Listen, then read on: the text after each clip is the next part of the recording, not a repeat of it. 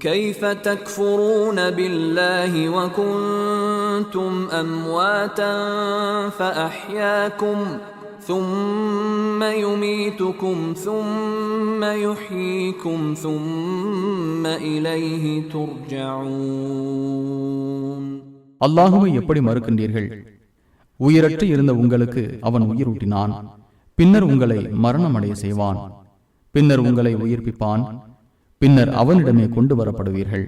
هو الذي خلق لكم ما في الأرض جميعا ثم استوى إلى السماء فسواهن 7 سماوات وهو بكل شيء عليم. அவனே பூமியில் உள்ள அனைத்தையும் உங்களுக்காக படைத்தான். பின்னர் வானத்தை நாடி அவற்றை 7 வானங்கள்